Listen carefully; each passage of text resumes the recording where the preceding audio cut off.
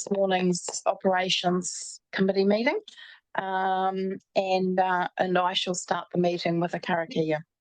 Tuia ki runga, tuia ki raro, tuia ki roto, tuia ki waho, tuia tātou te tangata, kei te kaupapa o te huinei, kei te kaupapa o te rangi nei, mori ora ki tātou katoa. Bind above, bind below, bind within, bind beyond, bind us the people to the purpose of our meeting, to the purpose of this day, breathe life into all of us. So welcome, including those this morning who are on Zoom. I understand we have Councillor Hill on Zoom and member Starkey. Is that correct? On Zoom, or we may just need to look at that. So just a reminder that the meeting is being recorded and can be viewed on the Council's YouTube channel. If you keep your microphones muted unless speaking, and put your hand up should you wish to ask a question. The media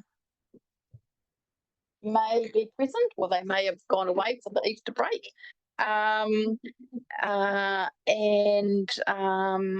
Yes, I think that pretty much covers it. Now, I would just like to invite Councillor Walker to introduce our Waimea Youth Council member. Kia ora. Today we've been fortunate to have a youth councillor come and participate. Our youth councillors are quite keen to come to our meetings, but often with their commitments at school means they can't come. But being at school holidays, Bonnie Hughes has put her hand up so she can come this morning. So welcome and thank you. And thank you, Deputy Mayor, for moving your seat slightly over to accommodate her. And thank you, Councillor Maru, who was going to support her over there. Thank you, Councillor, and welcome, Bonnie. So just to remind councillors that we do have less time scheduled for this morning's meeting, and we do have a full council meeting which is starting at 12 o'clock. So in the unlikely event that we don't finish by then, we will have to adjourn and then recommence after the full council meeting. So just letting you know that that's what could happen in the unlikely event that we don't finish. And also we are a bit light on members today. We do need a quorum of 8, which we have got, but should 2 or 3 of you need to leave, that will be a problem for us. So we do have apologies this morning from Mayor King and Councillors Dowler, Shellcrest, Greening and Ellis. Do I have a mover for those apologies? Moved Councillor Maru, seconded Councillor Kinninmonth. All those in favour, please say aye. Against, carried. And it's my pleasure this morning to welcome former Councillor Ogilvie, who wishes to speak in the public forum. So welcome, David, and nice to see you again. And I think you probably know the rules of engagement. So we have 5 minutes allocated. The bell will go at 4 minutes just to give you a warning, and I will hand it over to you. Thank you.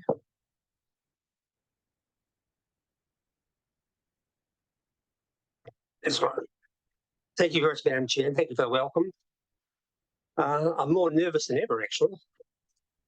And thank you to councillors and possible others for probably having a meeting the day before Easter. Isn't always great for your quorum, Madam Chair.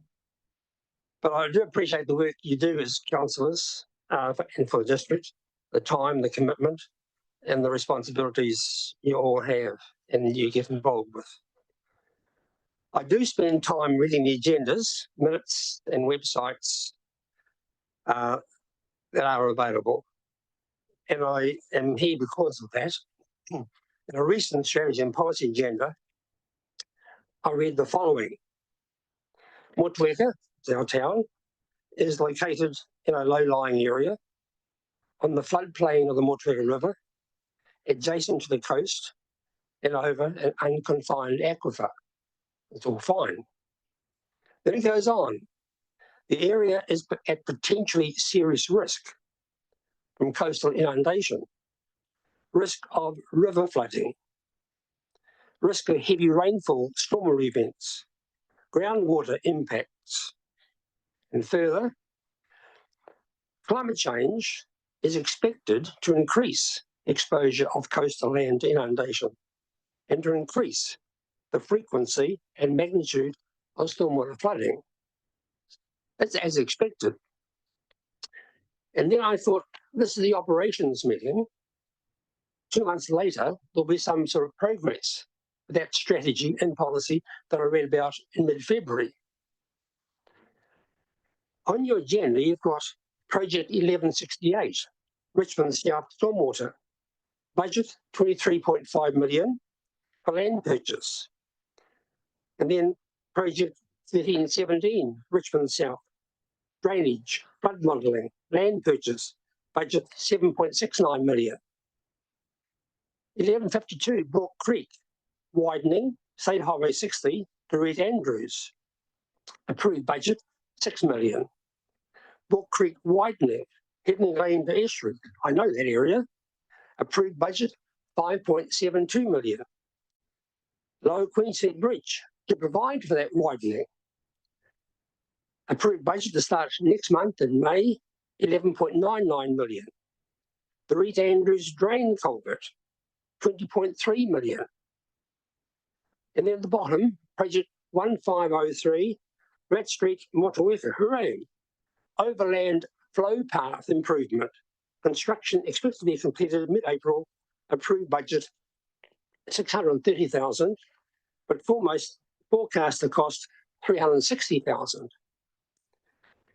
In total, the Richmond South and the Brook Creek Lower Queen Street costs $75 million, less than $1 million in this operations budget or meeting for Motueka. Therefore, I need to go back to that statement about the importance and the risk management factors for Motueka. There's no correlation between the two. And I can also go back to that same sentence, which reads, Motueka is located in a low-lying area on the floodplain of the Motueka River. But I could substitute the words Berryfields and Lower Queen Street and read Lower Queen Street and at Berryfields is located in a very low-lying area on the floodplain of the Waimea River, adjacent to the coast and over an unconfined aquifer. Why the difference between 44 million almost to a particular area compared with Motueka? I'm very happy with spending $44 million on Lower Queen Street, Berryfields and Brook Creek. But I want to see some money, probably 20 million at maximum, being spent in Motueka. So I'm looking forward to when you do your, what's it called, local water doing well report, and for your annual plan, some work allocated for Motueka, some recognition there is a risk management concern and matters in Motueka to be attended to. Thank you, Madam Chair. A really question is the neglect, almost a sense of abandonment, which really does concern me, and I get quite, I suppose, concerned, sometimes quite angry about that lack of emphasis and interest and this attitude which seems to be coming through about Motueka's stormwater situation and what you can do about it. Thank you. Thank you very much for coming in this morning, David. It's appreciated. I think you've made your point very well, and I'm sure that you'll continue to be advocating for the interests of Motueka.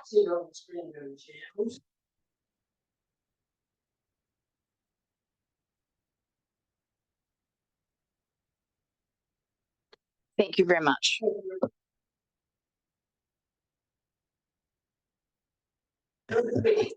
Thank you. All right, I shall just call for any declarations of interest pertaining to this morning's meeting agenda. It would appear there are none, and we don't have any late items. We do have minutes of our meeting held on the 6th of March, need to be confirmed as true and correct. Do I have a mover for that, please? Moved Councillor Kinninmont and seconded Councillor Mayling. I shall put that. All those in favour, please say aye. Against, carried. Thank you. All right, that takes us to our first report this morning, which is our information services report. Thank you. We've got Peter and John and Steve. So I think we're going to start off with the report and then we will come to the presentation. Over to you, Peter, to talk to your report. Yes, thank you. Through you, Chair, I'll take the report as read and open up the floor for questions. I'd just like to highlight a couple of things. The first is this month in the report, we've just highlighted some of the business project delivery that we've had over the last 4 weeks. So we've delivered a variety of business projects which are not part of the digital program. These are ones that come from the business and they're still really important to do. So we've launched Native Habitats Tasman with the environmental team. We've upgraded the SCADA engineering operational technology system and moved it into local cloud, so a more resilient network. And we're well ahead of our project with the Windows 11 rollout. So it's quite a lot of work wrapped up in those. With the Windows 11 rollout, there's also a note for the Council and Community Board team that will be taking in the laptops at the end of the triennium and we'll be repurposing them, and we'll be providing you with new Windows 11 laptops when you begin your new triennium.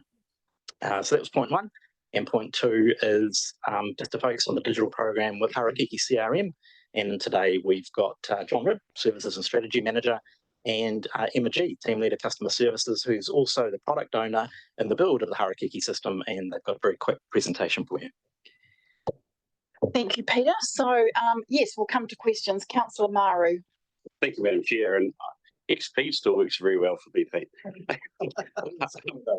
I've just got a couple of questions. So the one is 1.3, there are ever-present risks about the availability of staff and in terms of ongoing risk for the project. And so that question is around, is that opportunity to phase further? And you've sort of answered in licensing costs, but is there an opportunity to phase further?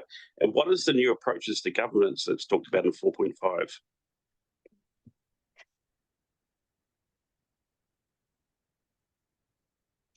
What's the risks?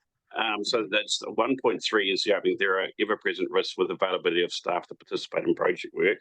And I guess as we tighten budgets, there's going to be a continued risk of availability of staff. So is there an option to phase it out further, so to spread the project further, or how do we mitigate that? That's the first one. Yeah, so we are doing some mitigation through backfill. It's easier said than done. It's very hard to swap someone in to do someone's role while they're involved in a project. But we have managed to do that in some roles, and Emma's role is one where we've managed to do that. In other ones, for a lot of the staff, the teams themselves are either bringing in a little bit of temporary staff, or they are doing their digital work, and the team is covering the general day-to-day business work. So it's not easy doing this stuff, and no one feels it more than the IS team.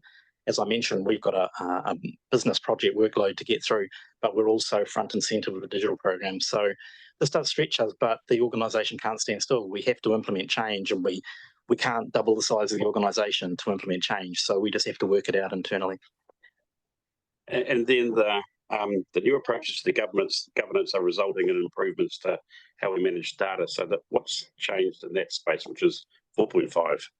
Yeah, so that relates to our data and insights program, and that's focus. There's two main work streams in the digital program. One is what we know as Harakiki, which is modernising our main business systems, and the other one is Data and Insights, which looks to make improvements around data ownership, data processes, data quality, and the kind of policies and standards around data. And that's what we call data governance. The fact is that if we want to improve as an organisation, we want our processes to work better, we want to take advantage of automation and just make things more seamless. If we have bad data, things break. So we've got to get our data up to scratch. And in the past, we haven't had that. We haven't had the right tools, and we haven't had the right capabilities within the organisation to manage our data better. So that's what their program's doing. Councillor Butler, then Councillor Mayling. Thank you, through you, Madam Chair. Thanks for doing the work on the environmental science databases. You know, that's just going to be a game changer for council and for the community to actually get to see what the data is, because there's no. It's very difficult for people to know what progress is being made and what the actual, facts are. So my question is about the Native Habitats Tasman, and I'm aware that the basis of that is identifying the significant natural areas, but I just wondered if it would be possible, and it may be not your call, but if council could have more of a detailed explanation at some point as to the actual these programs are working and what they can show. A lot of it's mapping and GIS mapping, so it would be very good if we could just see, what's been collected and how it can be used to improve our environment. That's a wonderful question, because it gives me a little chance to brag. So you're right, I'm not an expert on the native habitats and what goes on in this, but the way we work in the digital team is a trusted business partner for the organisation to help them get out there what they need to do. So what we're doing as part of this is we've launched, and this is outside of DIP as well, it's part of our business projects in the GIS space, is our GeoHub. And this is a new modern gateway for geospatial data. So you'll remember a month or so ago, we launched our hazards layers out there for the public over the internet, and now we're launching native habitats. So this makes it much more seamless in terms of getting geospatial information out there for the public to use. So what we're looking to do, either next meeting or the meeting after, is give you a bit of show and tell on the GeoHub and show you what it can do, because it's going to be a huge tool for Tasman for the future. Thanks. I look forward to that. Thanks. Thanks, Councillor Butler. Councillor Mayling.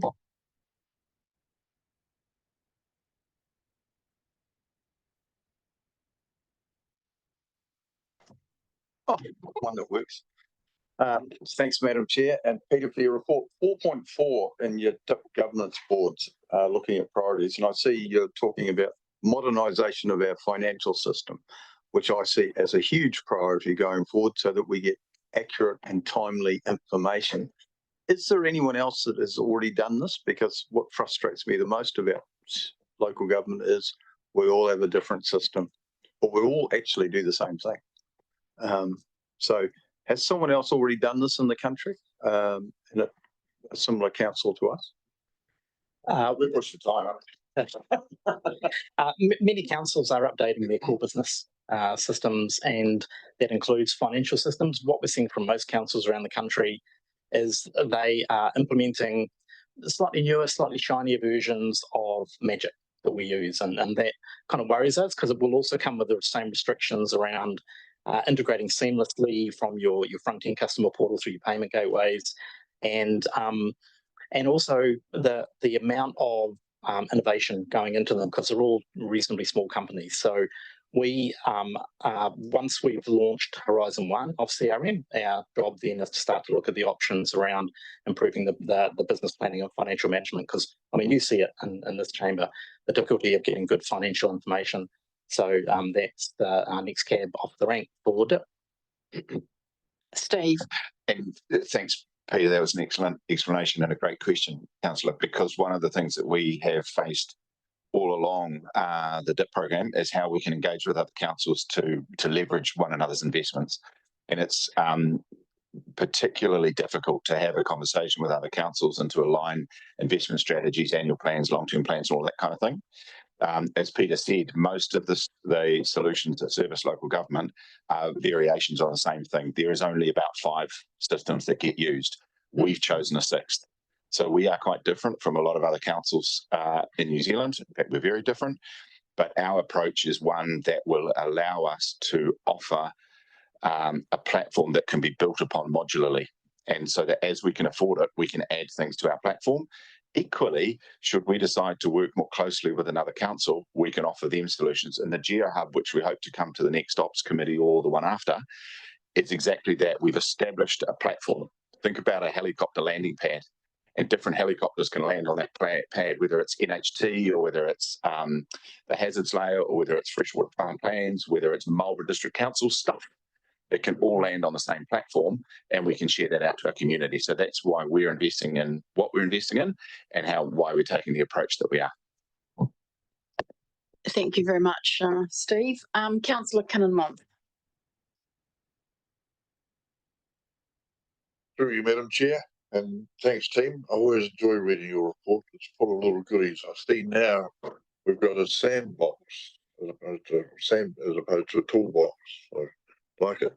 But page 7, the last bullet point on 6.1, you talk about the delivery of the CRM by the 21st of July 2025 as a risk without incurring vendor costs increases.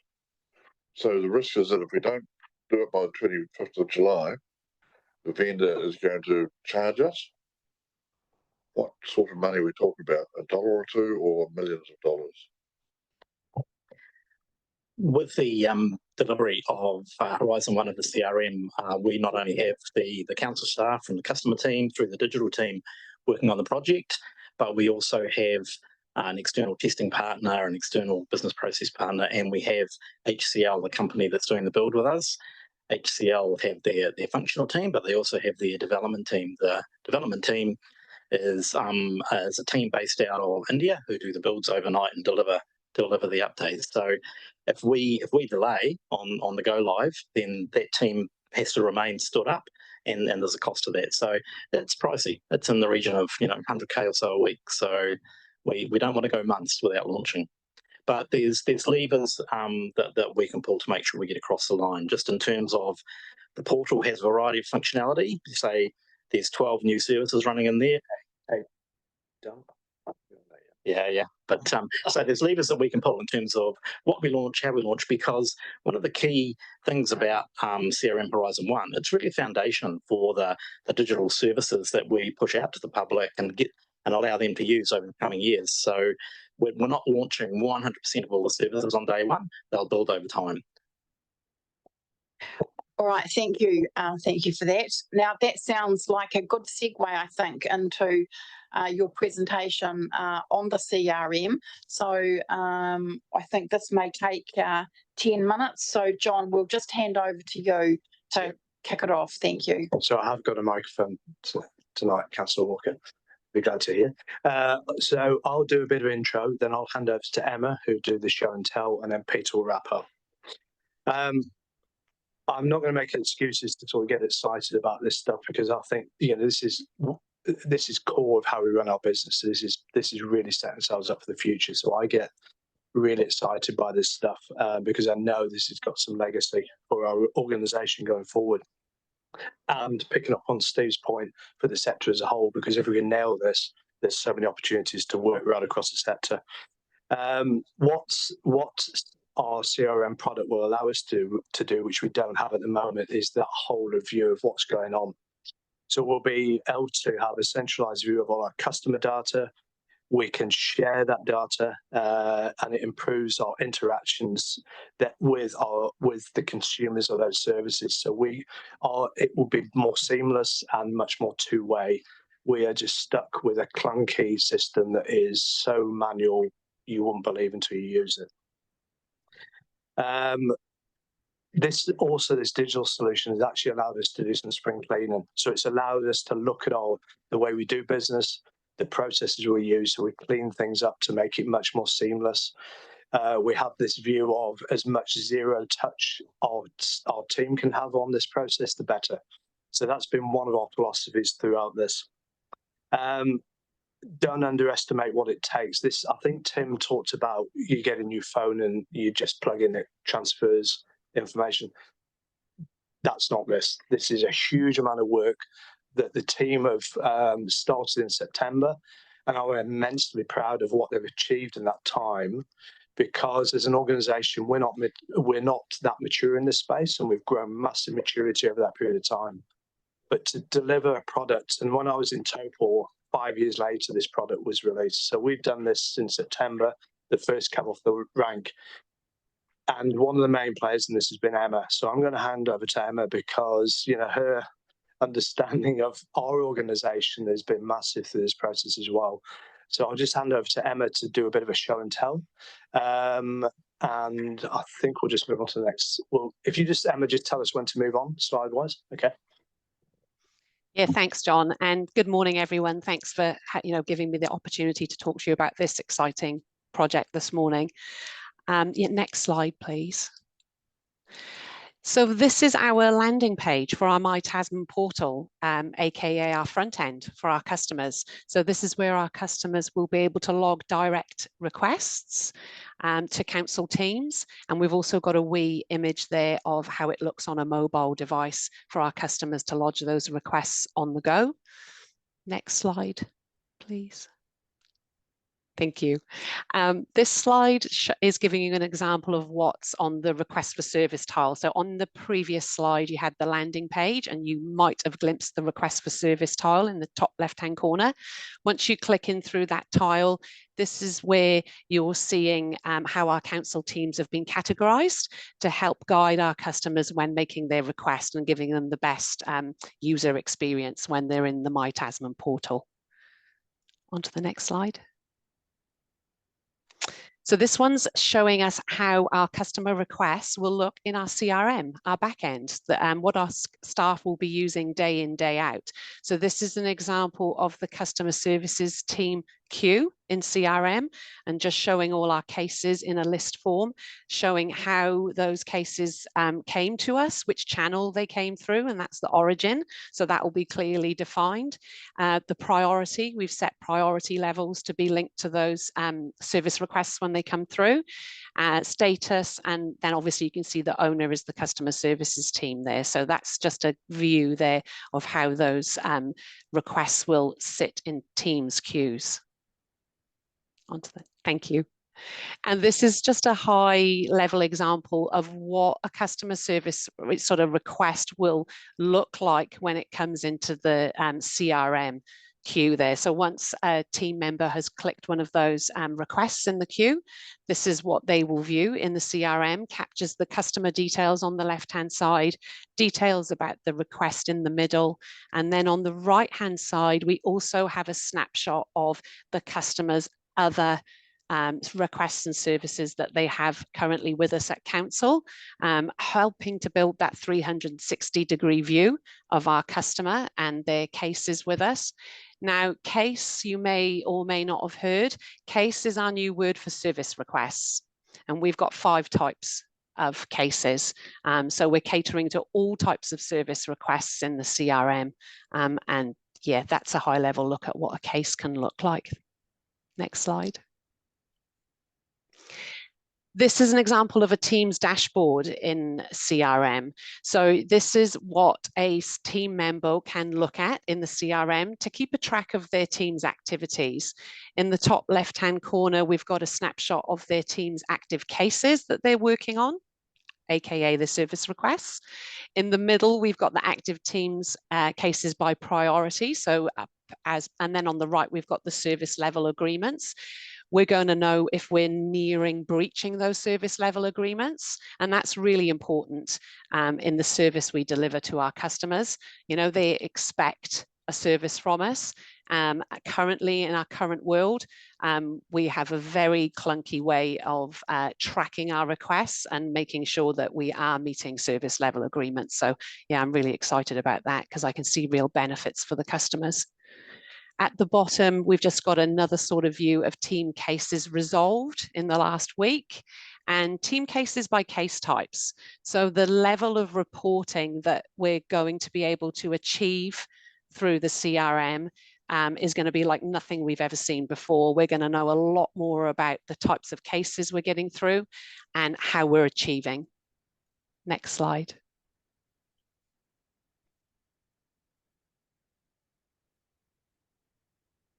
Yeah, next one. Thank you. Just trying to move the slide on, Emma. 2 seconds.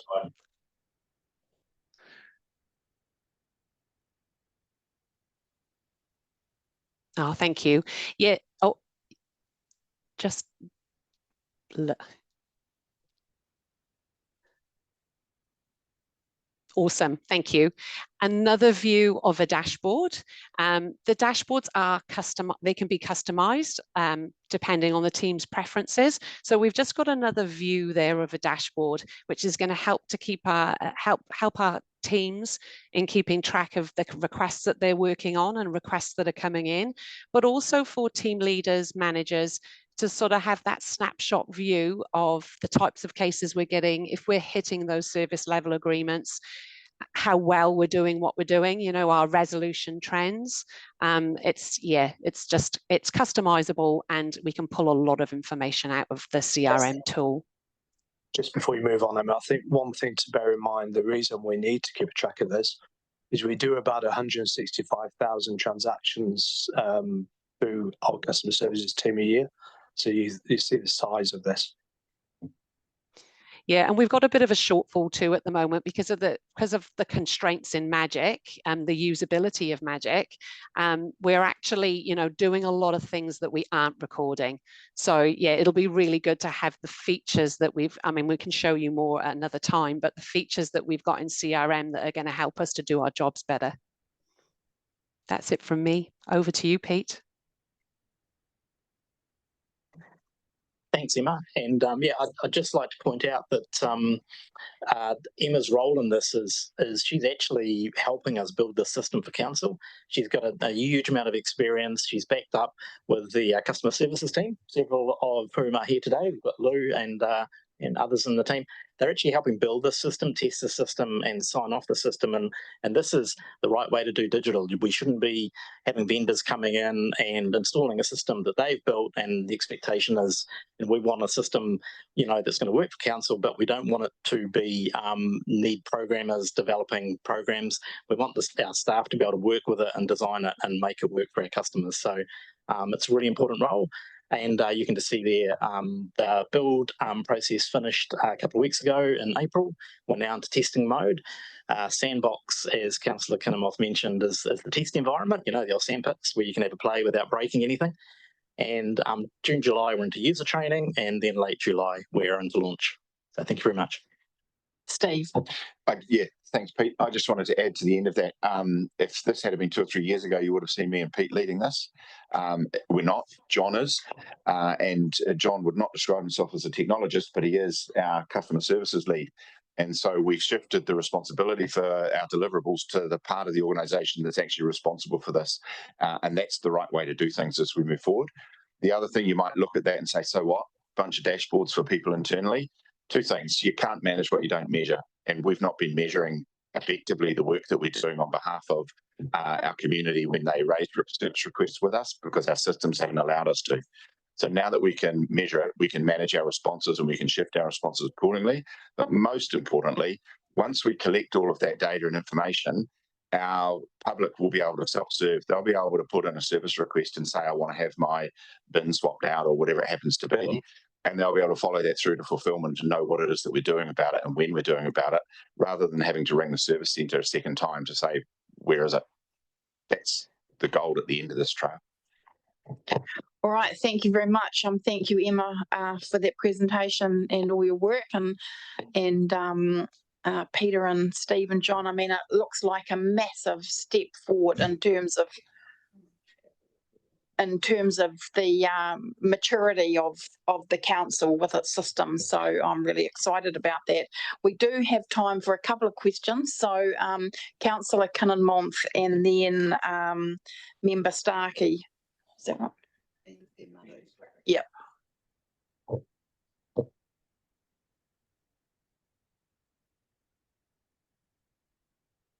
Okay, we'll go Councillor Maru. Thank you, Madam Chair. Just Anteno, where does Anteno sit on this? Does it talk to it, or is this replace Anteno? Anteno can integrate with this, but our preference is that people will start using the My Tasman app, and that's where we'll be putting a lot of our comms and push. One thing we shouldn't lose track of is that when dealing with the council, the most expensive transaction we can have is someone walking through the door, because you've got to maintain, your buildings and offices and a lot of people on deck. The cheapest transaction you can have is through the portal. We don't want to take any of that away. We want to give our people out there the choice exactly how they want to work with us, and that won't change. But the more transactions we can run through the portal stops our staff getting overwhelmed and allows people to self-service and get where they want to be. Thanks, Pete. And I see on the first slide, I can log in and track this myself. So we didn't see the customer-facing screenshots, but I can actually track it as a customer and see where it is. Looks good. Sorry, you will get notifications as well. So that'll be via whatever channel you decide to get the notification. Councillor Kinnan-Month. Thank you. This is a really whoopie-doo thing. I see Harry McCleary has done a little test sample here that he's phoned in, and the owner is customer services.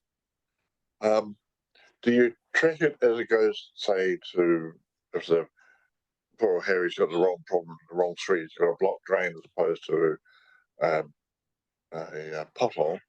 Where does it track where the process moves through into various departments? So depending on the type of inquiry, there's a workflow that takes it where it needs to go.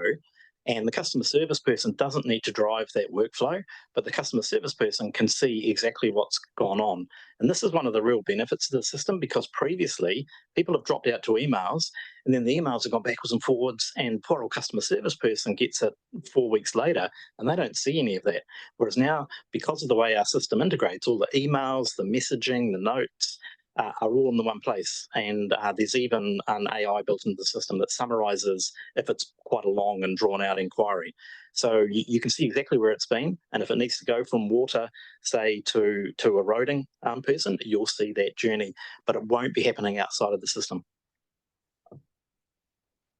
Thank you, Councillor Kinnan-Month. I just want to check, Member Starkey, you may have been applauding the development, or did you have a question? Yes, no, I was just saying good work, more efficiency makes everything run a bit smoother. Awesome, thank you for that. Councillor Butler. Thank you. Through you, Madam Chair. Yeah, thank you. My question is just about privacy, and there may be a concern by some members of the community that they may get locked in to this system.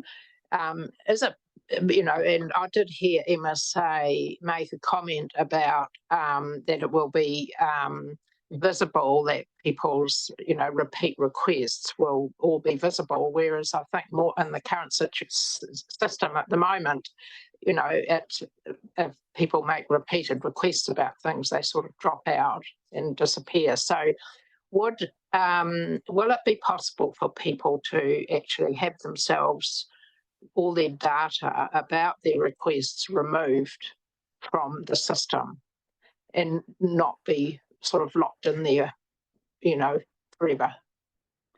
Yes, through you, Chair.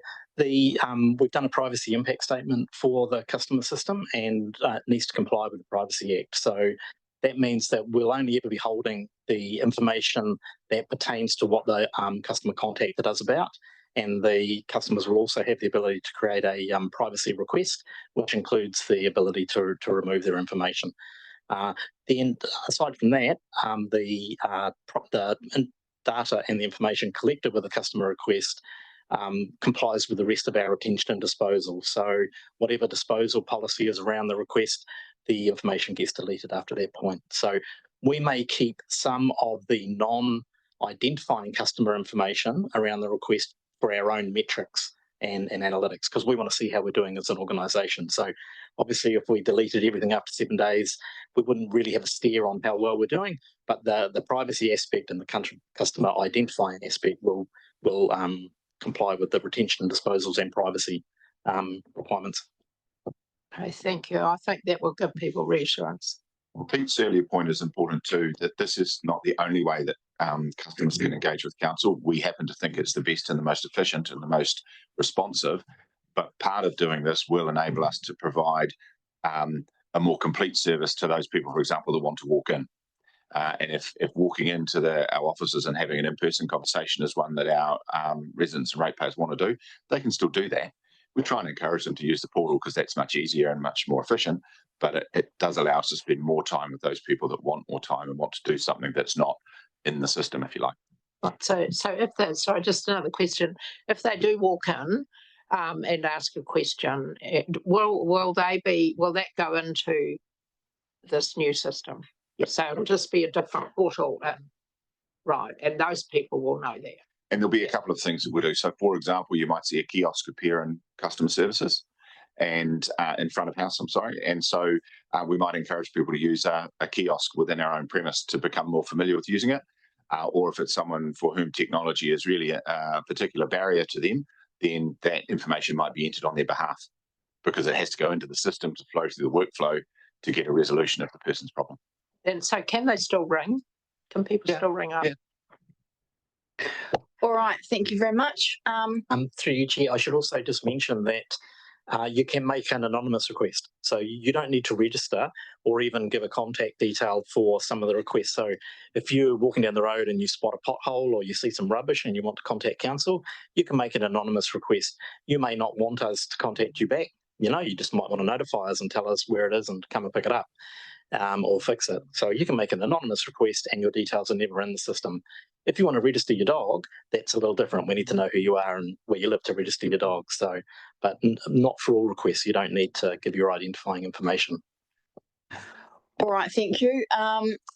Thank you very much. Exciting. We have a resolution up on the board there and looking for a mover to receive the Information Services Report, moved by Councillor Butler and seconded Councillor Maru. I'll put that resolution. All those in favour, please say aye. Against, and that is carried. So thank you very much. And John, you're going to stay. We've got thank you, Lou Peter and Steve. You're there? You're there? Yep.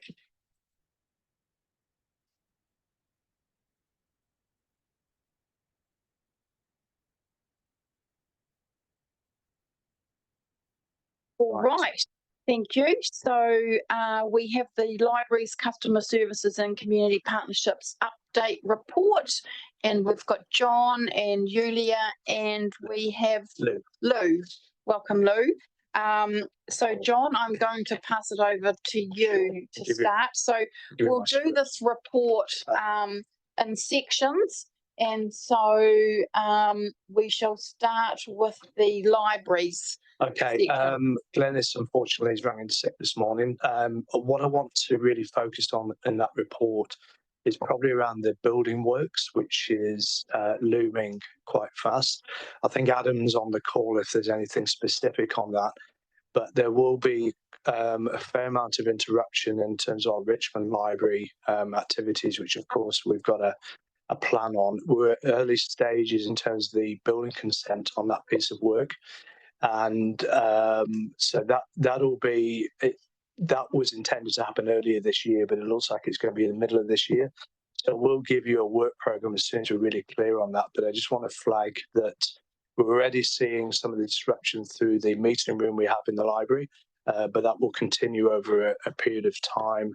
We estimate around 7 weeks, but we'll give you the specific dates when we are clear on that. So if there's anything specific on that, Adam's on the call, but it's more of a heads up. The rest of it, I think, is pretty self-explanatory, and it talks about the programs, etc., and the activity within the libraries. If there's no question, I'll let you ask any questions if there's anything I can answer. Thank you, John. So we have Councillor Walker. Thank you through you, Chair. Thank you, John and the team. I guess one of my questions is, have we done some really good correspondence with those regular users of the Richmond Library? And secondly, if you're not a frequent flyer to that building, how will people know and be informed of the, what did you call them, interruptions to the service there? So the first part, yes, we've been continually connecting with those users. They're well aware of what's going on. We're going to have a really strong communications plan until we've nailed down the dates of that. We can't really do anything specific, but absolutely we need to communicate this really, really well through our usual channels. Deputy Mayor Bryant. Thank you, Madam Chair. Just to follow on, John. So I've been there at times, and at this stage they're doing it very well, but I guess at some time it'll become more open, because by and large we're trying to keep the library operating as long as we can. So is there any night work being done firstly? And secondly, will there be any likely closures of the library for a sustained time, or we'll be able to work around that? Yeah, I think, Adam, do you want to just respond to that if you're on the call? Yep, sure, through the chair.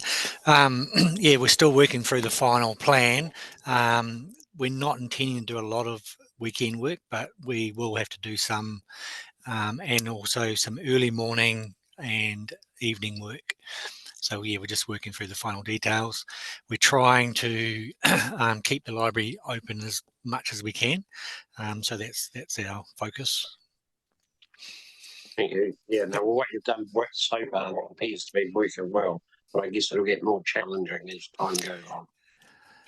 Thank you. Yeah, there's the challenging parts right in the middle of the library, where basically the toilet facilities won't be available, and that'll be the I guess the challenge about closing the library when we're doing that piece of work. Thank you, Adam. So, all right, it would appear we have no more questions in relation to libraries. So that will take us on to the customer services section of the report, which is pages 18 through to 27. So hand over to you, Lou. Thank you. Thank you. Lou Kelly standing in for Janet, customer service manager. She's just off on leave with her son getting married. So I've taken the report as read, and key points to highlight there are our annual ALGOM report, which we came out tops at 20 out of 80 councils nationwide. That report is really crucial for our team. Just really gives us an indication of what we're doing well and where we can make improvements. That report is $850. Is that right? You've written it down there in your notes, John. Thank you. Yeah, money well spent. We continue to improve on those key points that came out of the report to improve our services for our customers. And you'll also see there that we had our AA annual audit, where we improved up to a very low risk outcome. So yeah, really good standing there for our future with that business. Happy to answer any questions you might have to the best of my ability. Otherwise, I will take some notes and get back to you. Thank you, Lou. As chair, let me just say congratulations on the results of the survey. I mean, that's a really great result. So really appreciate the efforts of the whole team in that regard. Do we have any questions? Councillor Maru. Thank you, Madam Chair. And it's great result. And when I ring it, the service is fantastic. But I reckon I can get you another 5% increase if you change your on-call music. Oh my goodness. I don't know if you've rung in, but it's the same one every time, and Sunshine on My whatever depresses me. But no, it's been highlighted many times, and it unfortunately comes with the product, but we will, yeah, look into it. But in terms of when I've rung in, when I've sat in there and listened to it, the vast part of knowledge that you guys have there is amazing. So is there any secrets that you could share with our neighbouring council? Because we've got considerably better results than our neighbours. I'll keep saying. Secret. Right, I think that's probably a question that doesn't really have an answer to it. So,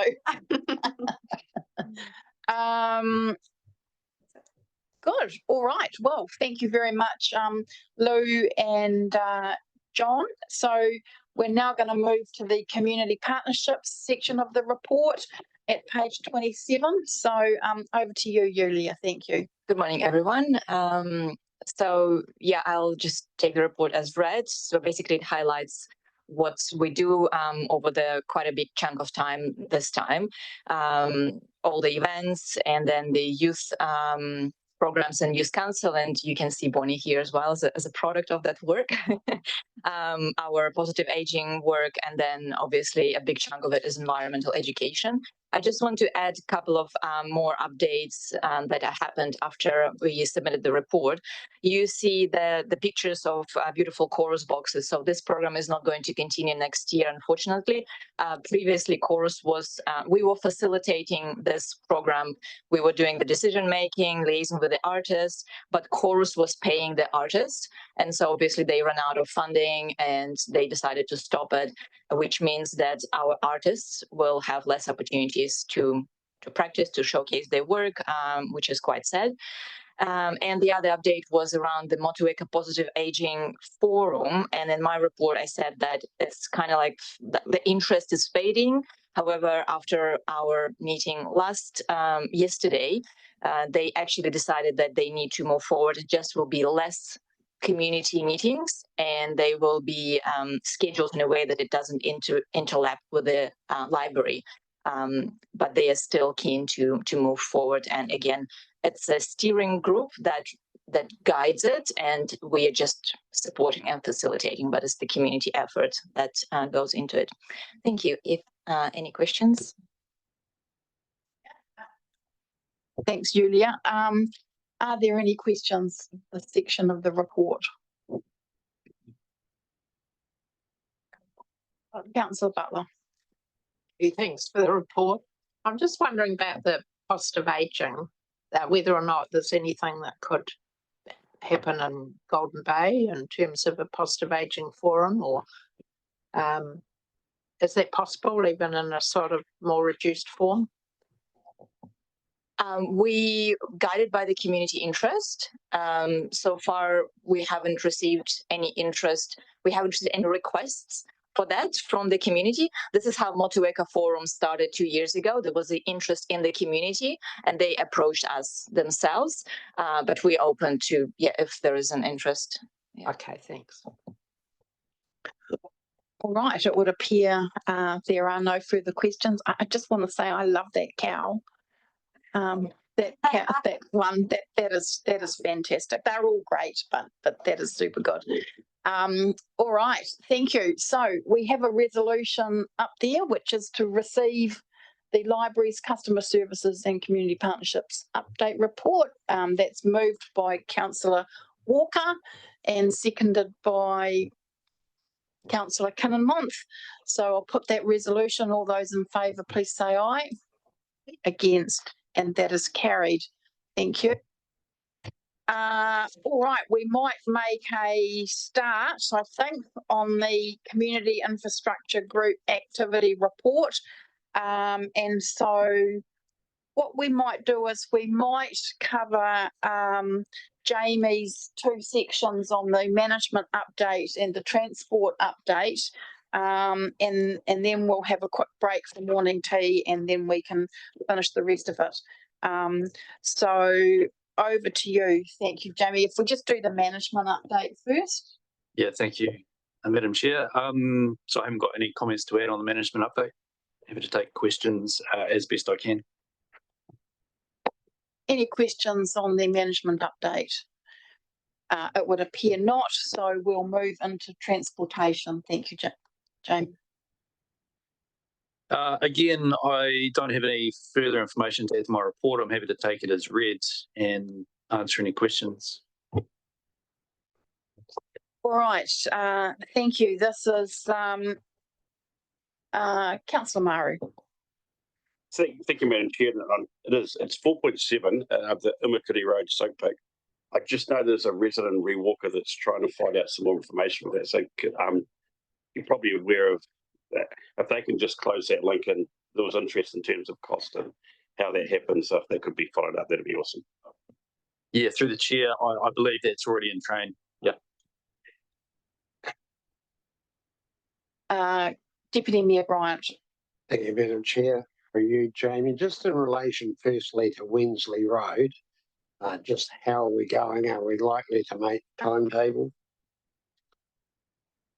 Yeah, through the chair. Yeah, it's on track. The team have just over 2 weeks left to complete the work.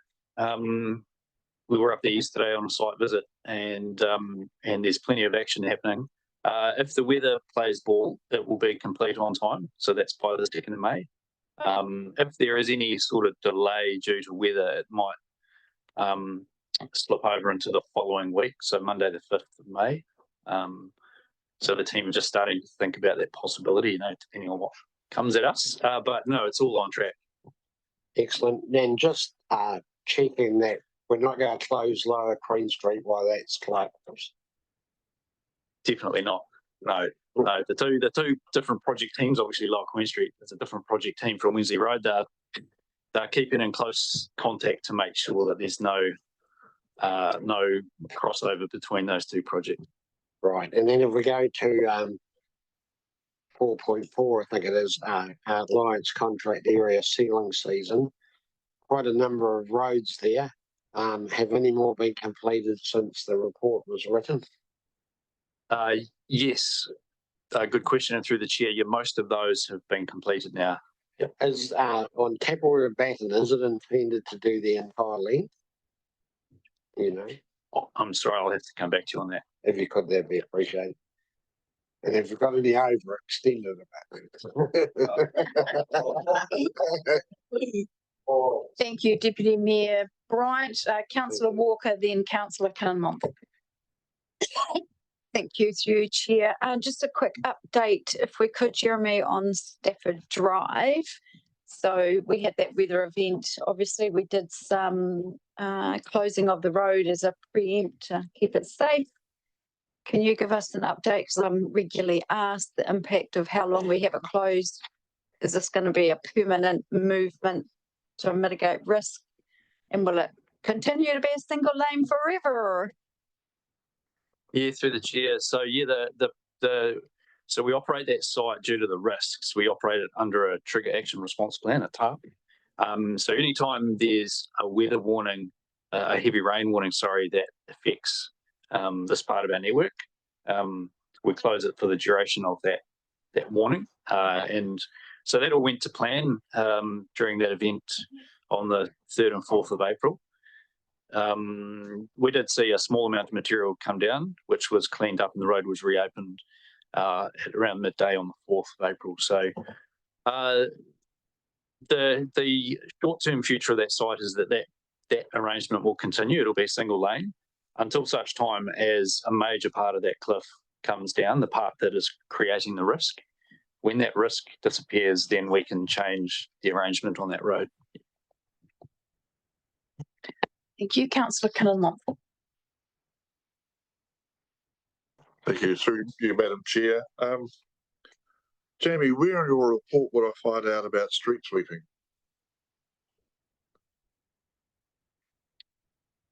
Through the chair, we don't tend to talk about every operational activity that occurs. Street sweeping is just one of those ongoing, continuous activities, if you like. But I can certainly answer any specific questions if you have them.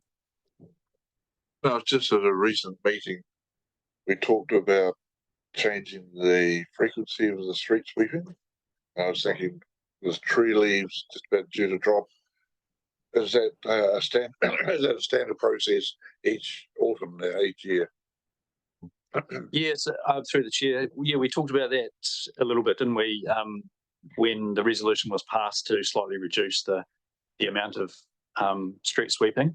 And so at this time of year, we keep the sweeper on standby to address any specific issues as they arise. And that's just something we'll continue to do. So they are out there sweeping. So I hope no one has the impression that we're not doing any sweeping, because we are. I've got one other question, if I can, if we've got time. I've been involved with some of your staff been involved in a cycleway on the West Bank Motueka River from Panga Totara Reserve to near Peninsula Bridge. Does that ring a bell with you? Anyway, it's a cycle way that we were looking at putting through, and now due to issues with land access, that the cycleway is no longer going to go through. It's just something that I would have thought that could have been in the report that should be publicised. What are your thoughts on that? Yeah, we're happy to provide any more specific information that you'd like to see in future reports. Yep, if you want an update on that part of the Great Taste Trail development, we're happy to include that in the next report. It was more about your staff and the locals and myself have been involved in trying to get a cycleway through there. And we're succeeding quite well until a landowner said no. So I would have thought that it should be publicised that we've been trying to increase the Great Taste Trail and we've struck a roadblock. Yeah, through the chair, I mean, that's been the story of the Great Taste Trails development, isn't it? Is sometimes it takes longer to negotiate with landowners. And, out of respect, often we'll just continue those negotiations, privately as opposed to through these kinds of reports. So we just sort of play it by ear a little bit. Thank you, Jamie. Councillor Butler. Thanks, you through you, Madam Chair. Jamie, I just wanted to ask about the one-way, the Rangihaeta, Rangihaeta Road, and how it was reduced to one-way because of that slip. And it's all, as far as I'm aware, it's all fine at the moment. But my question, and I don't have to have an answer today, but my question is there sort of any ongoing monitoring of that slip? Like it's about a 200-metre sort of cliff at the moment. And I'd hate somebody to kind of drive off it. It would be great to have an update about whether or not that is stable or whether or not it's unstable. Yeah, I'll come back with an update. Yeah.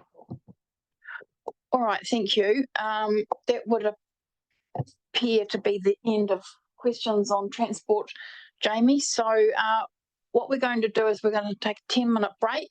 So if we can be back here at 2:45 sharp, and then Mike.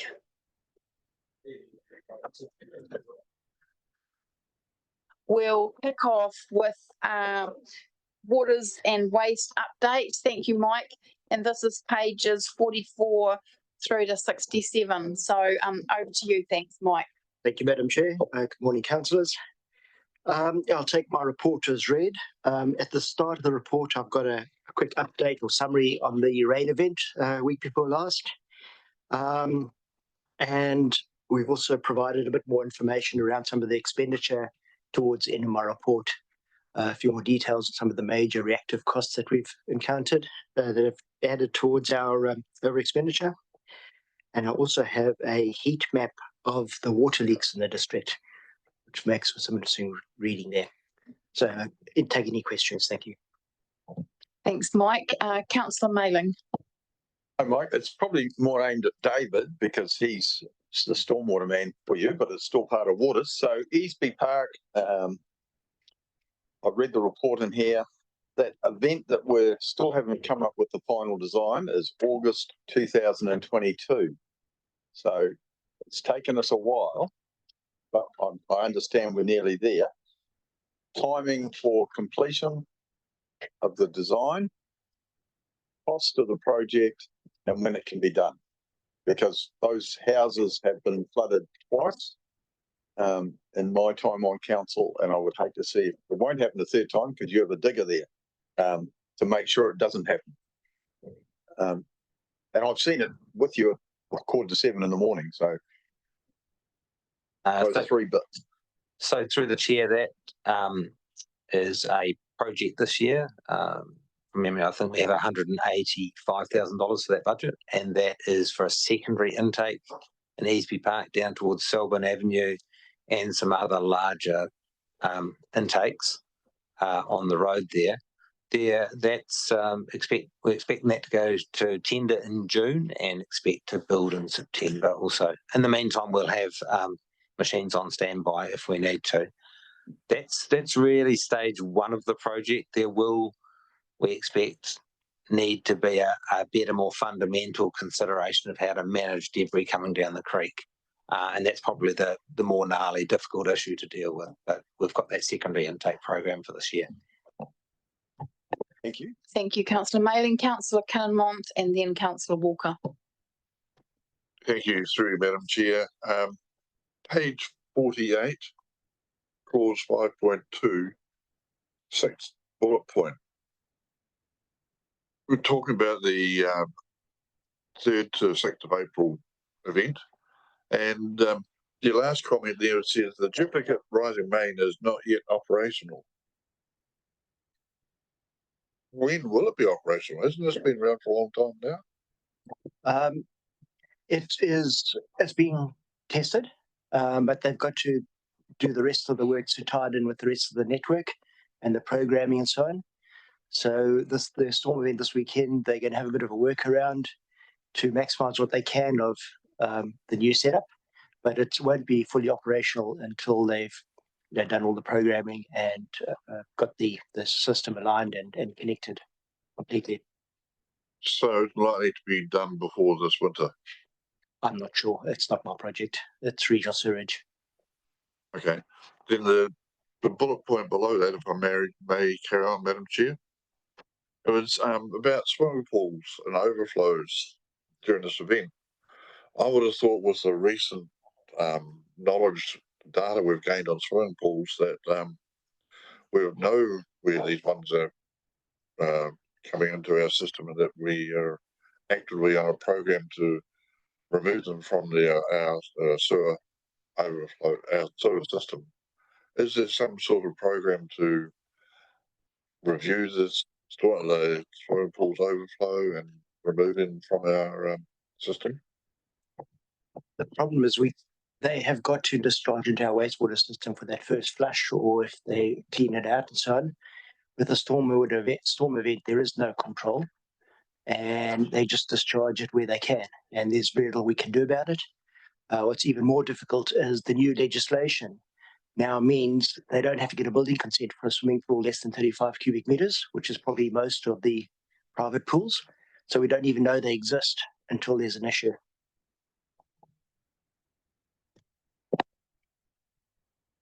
Thank you. Councillor Walker.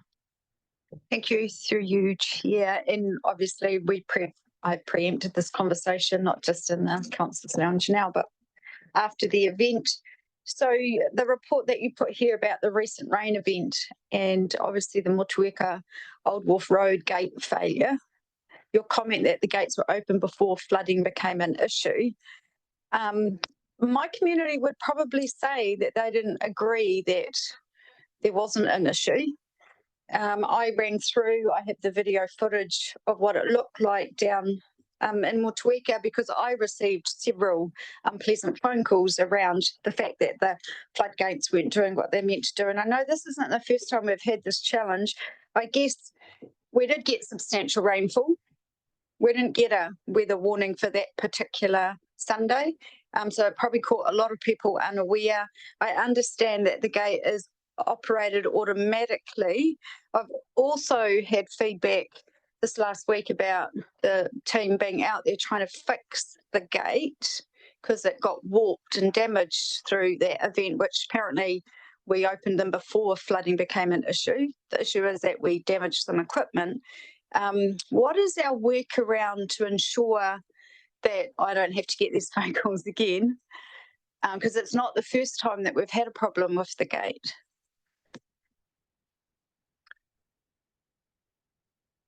The flooding was not an issue. Yes, people might have been concerned about the way it was rising, but we had people around for the entries on standby.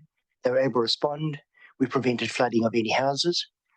So yeah, it didn't become an issue, but yes, the levels rose higher than we would have expected. And yes, there was, I can ask David to get a bit more detail about the the programming, but it was a fault, and faults do happen. We've got 25,000 data points that we manage our systems on, and you're going to get comms failures, you're going to get errors from time to time, and this is one of those occasions, and it is a risk that you face. You can't guarantee that all equipment will work 100% all the time when you've got that many control points. I'll hand over to David. So through the chair, just a little more detail there. The Old Wharf Road gates open and close normally on an automatic program that talks about the difference in water levels between the upstream and downstream. Around 18 months, 2 years ago, the comms card for that was replaced because it was faulty, and unfortunately the level sensors were miscoded. The problem we've got is that when we switch the Wharf Road gates down towards the wharf into storm mode, what it does is it tells the Old Wharf gates to open more often than not. And what that means is normally when we have the Wharf Road gates in storm mode, those gates at Old Wharf will tend to open. And so the change in level was only ever something like 50 millimetres, maybe 100 millimetres between. So when you're normally looking at that, that looks like within the margin of error of the equipment on site. And so operating the Wharf Road gates was masking the problem for the Old Wharf gates. So because for that second flood event, we'd carefully thought about it and decided that we didn't need to go to storm mode for the Wharf Road gates, the problem became apparent at Old Wharf Road gates. And so we made the decision to lift the gates, and what's happened because of the water backing up, what's happened is as they were lifting it, it's popped out of the frame. And so the real damage there was a guide. So a couple of metal guides on the side broke off, and we've replaced those and resolved the programming issue. But we are going to go and have a really careful look at the logic around the operation of those gates, because it's so important that we get it right. Thank you, through Chair. I really appreciate the detail of what you've explained, and because that's what our community needs to hear, not just a 2-sentence thing. No disrespect to the report writing. Thank you, Councillor Walker. Deputy Mayor Bryant. Thank you, Madam Chair. I'm going to go to the opposite and lack of water and talk about water supply at 5.3. And I don't think there's page 46, I think it is. Just firstly, in relation to the Dovedale supply, and I drove past there last Sunday, I think it was. Mike, you've got a whole lot of tanks there now, so I'm assuming from the intake there's some sort of flow meter or on the tanks to tell you how full, so that you're aware that the flow's dropping before it actually has to stop, so you can do some preparatory work. Those are really just contact tanks to mix chlorine. They're not storage or operation. So there's not a lot of many hours storage in there at all. We rely on the customers to have their own storage on site. Right. And as I say before, it's minimum of 25 cubic meters or at least 7-day storage, depending on the own units that they own. I hear you talk about the flow from the creek. Were you aware that it was dropping, or do you have any? Yeah, so No, we do monitor it. It normally sits at about 12 litres a second. It had dropped down to 9 litres a second, which is barely enough to keep the plant ticking over. And it also was that low that it wasn't filling the whole screen. So we actually sandbagged it to lift the level, to at least submerge the intake screen underwater the whole time. Yeah. And I think you alluded here that, and I guess was that weather related or related to any harvesting? I suspect it's related to the harvesting, because normally that's a pretty strong stream. We've never seen much change over the years that I've been here. But with the harvesting, it seems to rise very quickly, but also drop off very quickly. And it's lower than usual. Right in the report for you, Madam Chair. You allude to the alternative source, so you're still looking for that. Yes. I think there's an application for absolutely for out by the Motueka River now, isn't there? Yeah, that is, there's two issues around that source. One is the uncertainty about the flows and if it's sustainable into the future, but also just the resilience of it and the turbidity that we get from the runoff it's a surface take, and there's a lot of focus from Taumata Arawai on surface takes now, and the ability to treat and those surface takes and the risks we face. So the preference is to go to underground takes where we can. But also the Motueka River, of course, there's a lot, we know it's going to have water for many years into the future. It's also a lot cleaner, and it cleans up a lot quicker after an event. So the treatment should be cheaper. Of course, the issue is the cost of putting in a pipe for 3.5 kilometres. And the bore gallery, whatever. Correct, yeah. Second question, if I may, just relates to the 88 Valley scheme where you say the upgrade's complete to Edward Street. There's a new pumping, well, I assume it's a pumping station there. I'm assuming that's just going to sit there for now until the water is extended up to Toach, the pipeline's extended up Gossie Drive north to the Toach Review tanks. Is that correct? That's correct, yeah. So that project will start next year. And we need that because we have got a water treatment requirement to meet within the next 3 years. In fact, that time's ticking already to come up to the right spec. And at the moment, whenever we have a weather event, we need to put a boil water notice on 88 Valley. And we've just extended that boil water notice from last week through until after this event as well. So the sooner we get treated water there, the better. And do we have an easement access, proposed access or easement to go up? There will be, at the start of it, just after the pump station, there's going to be some discussion with neighbours about an easement through there. But the bulk of that route, we actually own a cycle come walk path along the top of the ridge, all the way back to Toach Review. Right. And it's about a 4 metre wide, so it's more than adequate for what we need. It'll be down to where that pump station is, that'll be the challenge. Yes, just that last bit. We'll have to find an access through there. There's several properties we have got options to go through, including some roads. Yeah. Excellent. Thank you. Thank you, Deputy Mayor Bryant. Councillor Maru, then Councillor Dakey.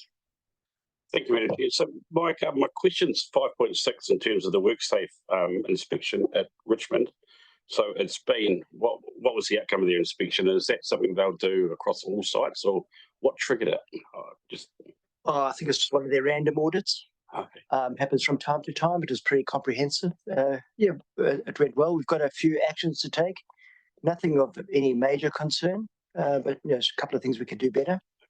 But yeah, we're going to expect more and more of these from WorkSafe, like Taumata Arawai. They looking a lot more at the enforcement aspects. Yeah. Awesome. And made mention of boil water notices, and I remember the email that came through. Did you sort out, I read your email back in terms of the Goodman Reserve or the Rec Centre water board. Have you sorted out the Motueka need for that? Has it been? So the Mayor, Chief Executive and myself met with senior Taumata Arawai staff yesterday and worked through a plan for the way forward. And we will be writing up a risk management plan for each of those sites through to by the end of April and presenting to them for approval. But what I can say is I've assured them that the Motueka Rec Centre, we have every intention of retaining it as an emergency storage or a water supply. It's a very good water supply. We've never had issues with that bore, but it doesn't have treatment. So we can't have it as part of our network, but we fully intend to keep it there as a backup in times of emergency.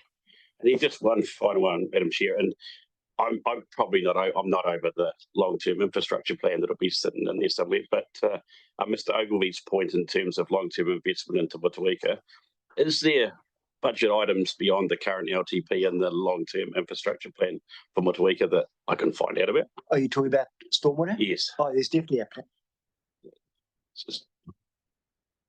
Through the chair, I need to look at that, but there's certainly some in the activity management plan, some things beyond year 10. There's a real question mark around diversion of that stormwater sort of to Motueka South from the west, and some uncertainty about where that will go. I could quickly look at that, but yeah, there's some investment in the future, but there's some question marks around that.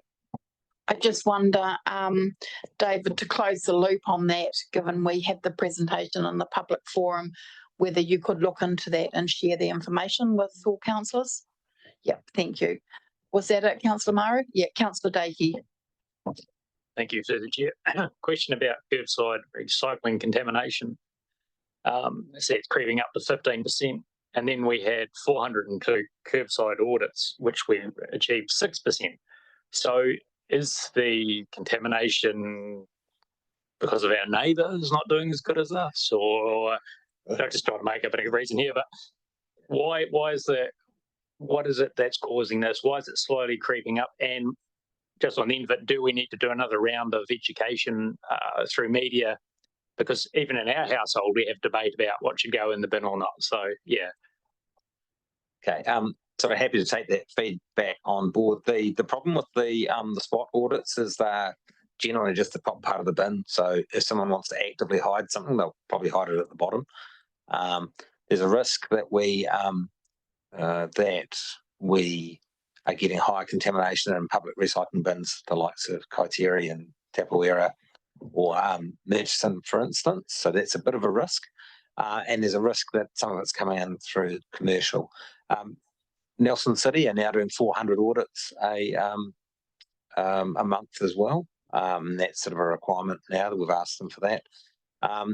But it does tend to be seasonal. So contamination tends to move in a cycle. But in the new contract, we've got certainly some engagement, and we're actually looking at some more advertising shortly. But it is a real balance between the spend and the results, the money you spend to reduce contamination versus the payback for it. But it's something we do keep an eye on. Thank you. Deputy Mayor Bryant.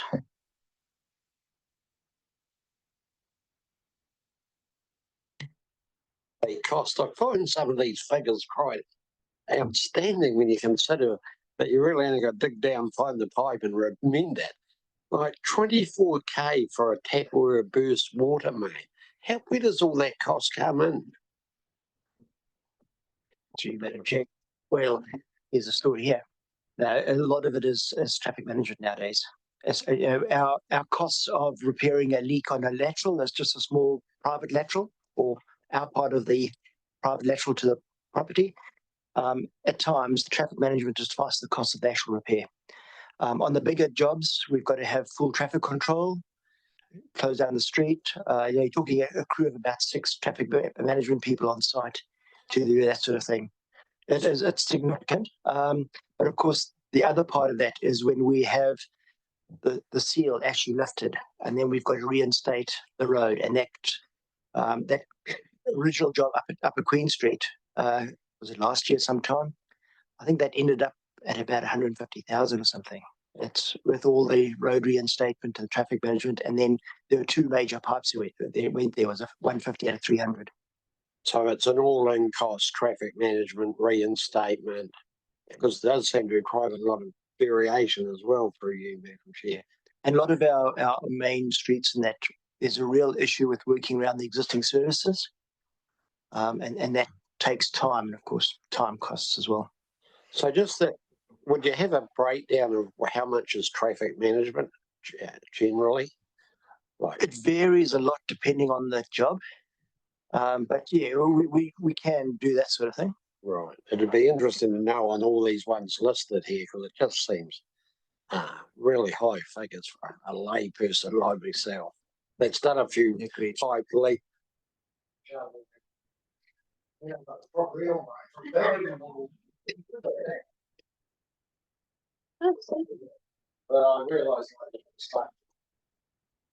But now, and traffic management and all of those things, but still adds up to a lot of money over a time. Yeah.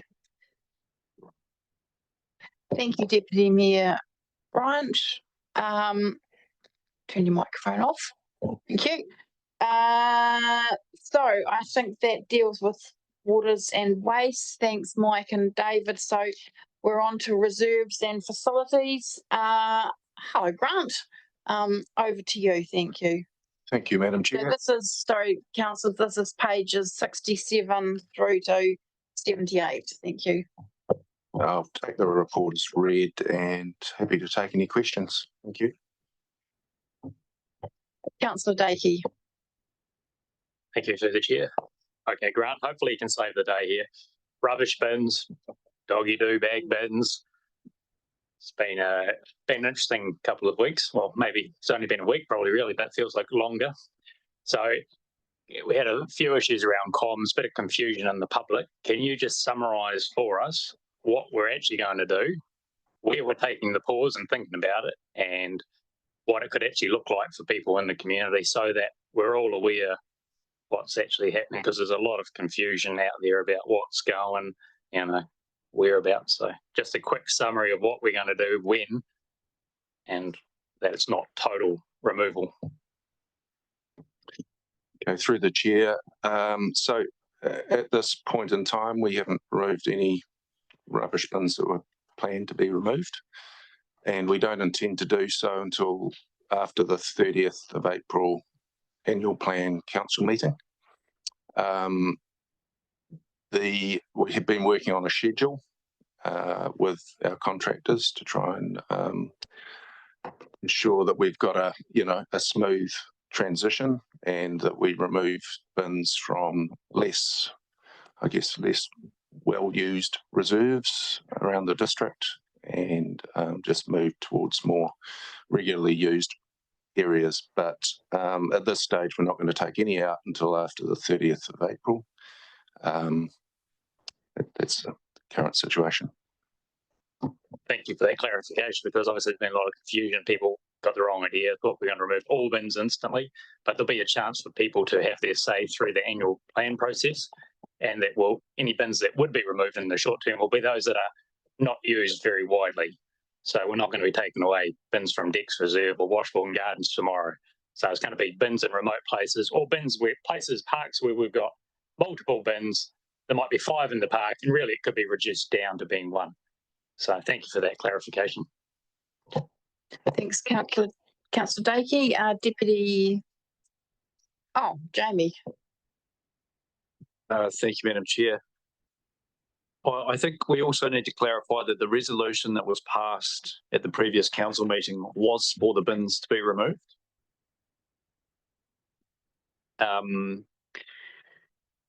If the councillors would like to pass a modified resolution, that would need to happen at the meeting on the 30th of April.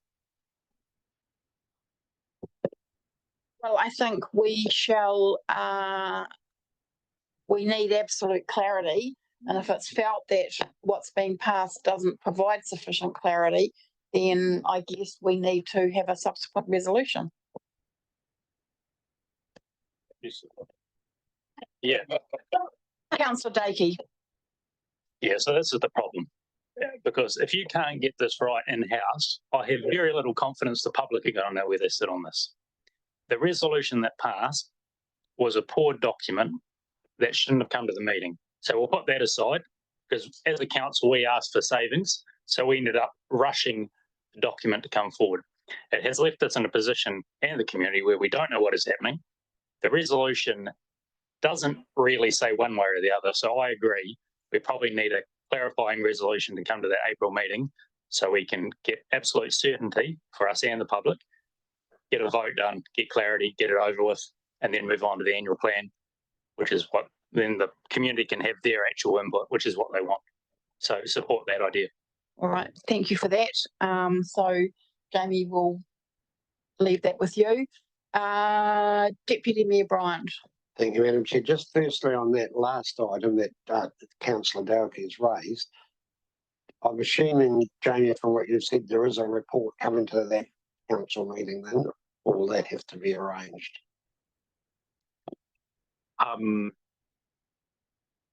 Through the chair, I mean, work is already underway on that. So yes, there will be a report and a resolution. Yeah, so that gives councillors the opportunity to rediscuss it, for the want of a better word. Yep. Thank you. And now I do have another thing, but I noticed Councillor Murray's indicating, I'm not sure it was on, it is on that issue, Madam Chair, around the report, if you want to go to him. I do have a question about for Brian. All right, well, let's deal with your question now. Okay. So mine relates, Grant, to Lakes Murchison Ward, surprise. Murchison toilets on the State Highway, Waller Street, 76. So 2 questions. It just says toilet upgrade. Is that like a coat of paint, a lick and a promise, make what's there better again, or is it more expanded and make it larger and more fit for purpose? And no price indicated there. That's somewhat led to the question. Through the chair. So we're going to retain the existing footprint, and it will be replacement of fixtures and fittings within the toilet, and also some of the flooring, so that it's easier to clean, that sort of thing. It really just needs a birthday, and it's really well used, as you all know. It's quite high profile. In terms of the cost, we're still working through that, and so I don't have that available yet. Thank you. If I may have a follow-up question. So yeah, it certainly has become, what's the word? Yeah, it's becoming less fit for purpose, I guess, particularly around the number of pans and that, and also the paint in the floor, as you correctly say, has got quite deteriorated. Do you still think that will happen in June 25 with the work to be done? Through the chair, yes, we're very close to push and go on that, and we're just finalising the price. So it'll be done under our toilet renewals budget. Excellent, thank you. Thank you, Deputy Mayor Bryant. Councillor Maru. Thank you, Madam Chair. And maybe a question for the wisdom of Madam Chair. So I'm just a little bit confused. So I want to be clear. So the council resolution that passed, is that currently on hold until the 30th? Because we haven't resolved that. So there won't be any work in taking any bins or anything away until that report, because that hasn't been resolved. That is what Grant has stated. Yeah, that's right. So we won't take any bins out until after that meeting. So the resolution still stands. The resolution related to the period until the 30th of June. So for this 3-month period. Thank you. Thank you, Councillor Walker. Thank you, through your chair. In the report, we talk about the Mootry Inlet margin land use options, 7.18.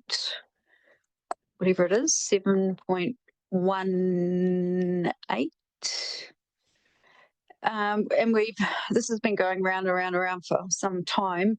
In fact, I think it started way back in July of, actually the first meeting, 21st of November 2023. Anyway, my question is, with the conversations that we've got currently and the traction we've finally started to get, what does it look like when it says we're supporting the community gardens and meeting any requirements and finalise a new lease? So does that come as a financial cost from a budget from Tasman District Council, or what does the supporting the community gardens meeting any requirements actually mean? So the intention there is that from memory, we want the gardens to remain where they are. However, if there's anything we can do to improve that situation for them, we'll have that dialogue. George Daly's the project manager on this one, so I'd need to talk to him about exactly what he was meaning there. So you're talking with regards to a community lease that the community gardens potentially should have or have had and has lapsed or something? I believe so. We want to make sure that that's all clear. There was discussion during the consultation around relocating that group, but when we talked to the people in the community, it wasn't desirable, and so we want to try and make it work where it is.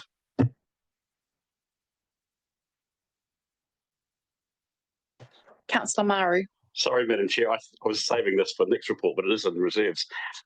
So the outcome of that report, Grant, where it makes some recommendations, what's the next step for that? So one of those includes an extension to MCA. And I see in the recommendations that it's silent on the dog park that group is willing to fund themselves if there's some space for it. So what's next for that report now that's finished? my understanding, and Russell might be able to add to this, is that this was the end point of it. This information here, there was nothing that stated that it needed any sort of decision at the time. And so in terms of the dog park, I don't believe that it got the traction that was proposed or that some of the community wanted in that process. So that's as far as I know on that one. So if I can, Madam Chair, so where does that report go back to the community board to then proceed with discussions with NZMCA as property handling that? So the report's done and it supports them, it interestingly supports the outcomes that the board was pushing for, which is totally opposite to our iwi partners' comments in the report. But in terms of the recommendations, where does it go? So we've been waiting a long time to make those decisions. Where does it go next? Nick might be able to speak to some of this, but my understanding is that we can enact the points that are in this. So one final one, if I can, Madam Chair. Can I just check, did you have anything else to add, Nick? Yes, through you, Madam Chair. The catalyst for all of this was when the Graziers lease expired a couple of years ago, and there'd been a lot of inquiries on what to do with what everyone's calling the Mudflat Reserve. You know, we had Masonic Lodge, housing, dog park, the MCM people wanting to extend it. So in order for us to make a decision, we went out through this public consultation process. Was funded by through the Motueka Harbour Works Fund, and this is the end result. So we now have a direction that we can start implementing and also start negotiations with the Motorhome Association as well. Thank you, Madam Chair. So in those negotiations, if part of that package is, because I get the hesitation for a dog park funded by rates, if part of that discussion is as part of this, and the offer was to help fund replanting and a dog park, will that conversation be open? And where will that report back to? So where will the decision to extend the lease, will it be through the Motueka Community Board or will it be through Enterprise? Where is the current NZMCA agreement? So the Motorhome Association lease is current. They want an extension.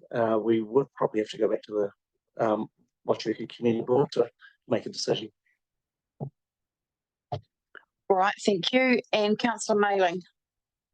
Just a quick comment when I have a look at the community housing wait list, and it's amazing how it changes so little, even though in the last 4.5 years, there's been 24 community houses built by Kangaroa in the Richmond ward, plus 5 Habitat for Humanity. So, and I know there's been some Kangaroa houses in Motueka, but not big numbers. But if you take that, there's 29 places in Richmond have been provided for by social housing, and our numbers are still the same. So I'm wondering if we're getting a movement from other parts out, because when they sold off their community housing in Nelson City, I know there was disruption because of the different type of people that came into that housing. Good morning, everyone. Thank you. Through you, Madam Chair. The movement of the wait list, it does seem to stay reasonably static. A lot of people drop off when they get to the top because they've either gone into care or passed away. And then a lot more people come on. It doesn't seem to move much. Most of the current applicants are locals. We haven't seen a huge number come through from Nelson, or more than previously since they sold theirs. We are getting a lot of referrals from WINZ. So whether they don't quite qualify for Kaingaora or not, I don't know. There's still a large number of them that I would consider very, very needy, but we don't often get them come up. Obviously, once people are in there, they're in there for life. Thank you. All right, Councillor Kinmonth. Thank you, through you, Madam Chair. One quick question. community leases. When I first came on council, I remember we were going to go wholesale, get one lease to fit everybody, and it now seems that it's a much worse, bigger project than that. Where is that community leasing at? Because I gather we're just starting to roll over leases and pushing back on one size fits all in way of leasing. Through you, Madam Chair, there's a community lease policy in development at the moment. I'm not sure when it's going to be re-presented to council. There's been a couple of workshops, weeks. It should be imminent. Thank you. All right. Well, Nick, I mean, I think we are into the property update now. So pages 78 to 83. Over to you. Thanks, Nick. Thank you. I'll take the report as read. Any questions? Councillor Maru. I just want to start, Madam Chair, just say thank you, Nick. So Nick solved a difficult situation in Motueka this week. So thank you for the compromise, and look forward to seeing where we go with that. But thank you. All right. Any further questions of Nick? No, it would appear not. Thank you, Nick. So that takes us to the program delivery update, which is a huge number of projects, Russell, that come under your umbrella. So pages 83 onwards. Over to you. Thanks, Russell. Thank you. I'd just like to start with a few comments. One Lower Queen Street job is on track to start on the 12th of May. We will be present on site. My project manager will become the engineer's rep based on site for the first couple of months. We've also had a good chat with our contractor to ensure the A-team hits the ground on day one and that we get a good, quick start. The project is slightly delayed, so we can't start until Wednesday roadworks finish. So we don't want to overload the network. That means we haven't quite spent the money we'd planned to for this financial year, but there's a good reason for that. We just can't start until Wednesday road finishes. The other project, which is slightly delayed in terms of budget, but not in terms of project progress, is the Mott stock banks. We were asked by one of the landowners with the kiwifruit farm not to do some work by his farm for fear of dust on his fruit when he was picking, which we respected and stopped. So we've only done 2/3 of the work there. We'd like to, but we're very confident with the whole program on time. That's a big spend. But also I did some research, because sometimes we ask, how do we do for projects? And this is in the community infrastructure space, not the whole of council, but we looked over 46 projects over the last 2 years, completed with about $50 million spend. None of that, we only came to council for one project for $300,000 in addition to our approved initial funding. And that $300,000 was for Port Tarakoe for the main marine works. The price was $8 million for the total 2 stages there. And we asked for an extra $300,000 to put some more rock on the breakwater. So that's not too bad. We don't often come for more money. Doesn't include Lower Queen Street, because that hasn't finished yet. That hasn't even started. But for the last $50 million and 46 projects, we don't come back here very often. But we do a lot of work in terms of risk mitigation, planning, and we want to get there with the funds. When we start, we won't have the funds to finish it. Welcome any questions.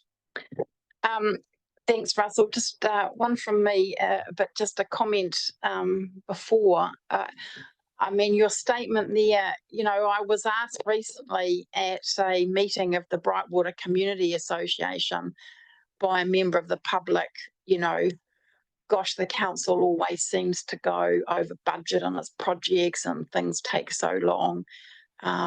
And what were my views on that? And my response was that actually the council was quite mature in terms of its project management, had a project management office that was using the right body of knowledge and processes. So I'm pleased to hear that my response is somewhat backed up by in construction over the last 5 years, we've asked for less than 2% of our original budget.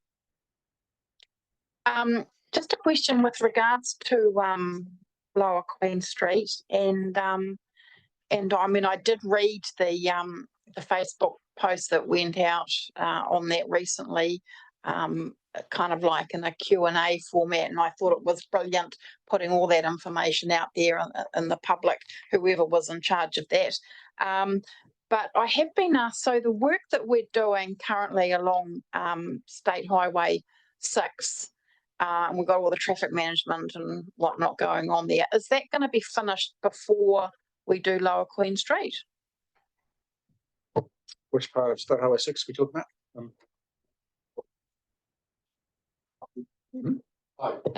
Oh, yeah. Yeah, that doesn't have quite the same impact because the traffic is flowing quite reasonably there. But we will be doing some work after Queen Street starts. Okay, all right. I might have to go back to that person and change my answer. I can confirm that the 12th of May is quite soon. And that project it's got an end date, but I'm fairly certain we'll be doing some work as Lower Queen Street starts up. When Lower Queen Street starts up, we're not doing a lot of disruption to start with. We are when we cross Queen Street itself with our water main. But yes, I think there will be an overlap. All right. Councillor Mailing, then Councillor Daikie, then Deputy Mayor Bryant. Russell, so Lower Queen Street, there's been quite a bit of comment in the media about truckies saying don't close it. My understanding is it will only be closed for 5 to 7 days. Correct. The contract we've let includes a deviation. So we're planning on having a bypass for the construction work. There is an option after we close it in 2 weeks, 2 or 3 weeks, to do a bit of water main across the main road to see what the effect on the network was, which would give council an option to reconsider. But currently the contract is let for a detour. Good. We're not planning on closing Lower Queen Street for an extended period of time unless something changed after the small time coming up in a few weeks. Right. Thank you for that. And through you, Madam Chair, just one other question or a comment from you, Russell, in relation to, I sit on the tenders panel and I'm seeing a lot of competition for tenders jobs. Yes. And the feedback I've had is that contractors and consultants are really looking for work. Can you comment on that? I get regular calls from both consultants and contractors looking for work. The workload out there, because we shifted about $12 million out of our program. Nelson shifted a bit out of their program as well. And the private sector, which is mainly development work for subdivisions, has gone down substantially. So there's a lot of hungry contractors out there and a lot of hungry consultants. We see that in our tender box with a good response rate. We're also seeing as a very narrowing of prices, very competitive at the moment. So good time to build is now. Bad time to build is now if you don't always have the money.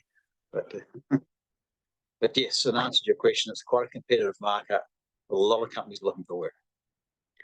Thank you. Councillor Daikie. Thank you. On the subject of Lower Queen Street Bridge, obviously, we've seen you in the media, trucking companies, people waiting for us to make a decision. It's likely suggested that it's likely we will go with the deviation, so the road will remain open. When does that decision come to council? When would the community get when is that final choice coming? As soon as we've done the work requires us to cut through Lower Queen Street, which means we have to close it. Yeah. Once that work is finished, we will understand the impact on the network, and maybe Jamie is better placed to answer that question after it actually happened. Yeah, so we have been, through the chair, we have been thinking about this and understand that everybody would like this decision to be made sooner rather than later, including ourselves. Yep. So we are looking for the earliest opportunity to put that in front of the council. It could be as early as the 7th of May, or it could be slightly later. We're just getting our ducks in a row now, but it'll be in the very near future. Okay, thank you. Second question for us all.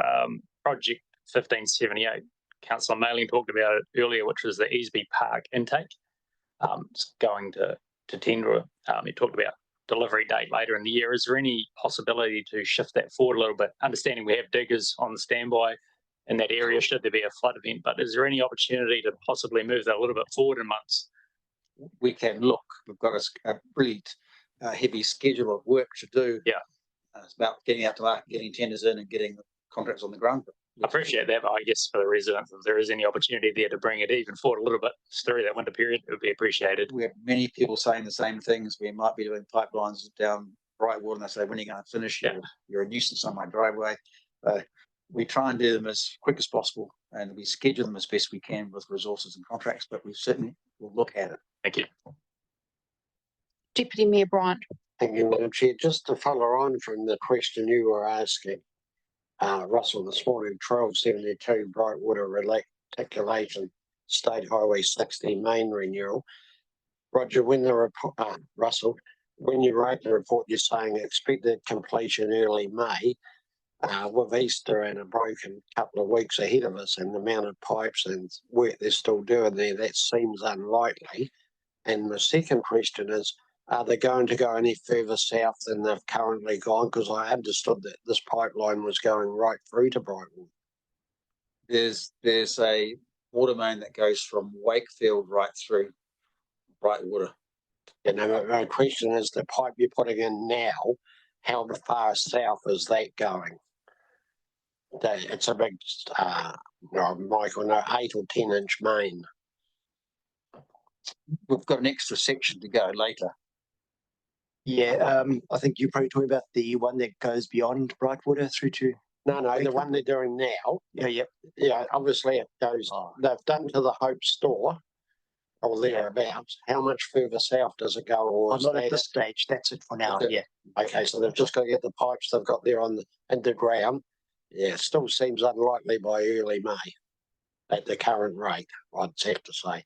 What do you think, Christine? Yes, but I think that's what Russell has said, that actually there's still going to be work being done there by the 12th of May when we start Lower Queen Street. So there is going to be these two areas being worked on. At this time, without going and doing what sums probably about 2 weeks after the 12th of May. It's the most likely time. So it's pushed out from early May, obviously, it's in the report. That was my question. Yeah. Sorry. Thank you. All right. It would appear we have no further questions, Russell, on the program delivery update.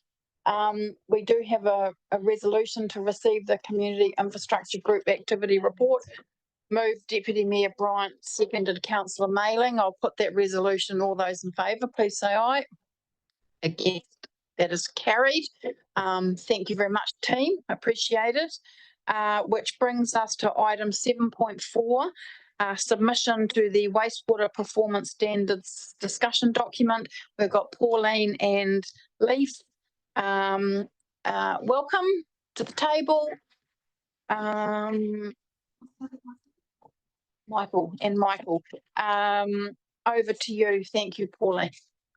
Kia ora koutou. I'll take my report as read and I'm open for any questions on the Taumata Arawai National Wastewater Environmental Performance Standards consultation material.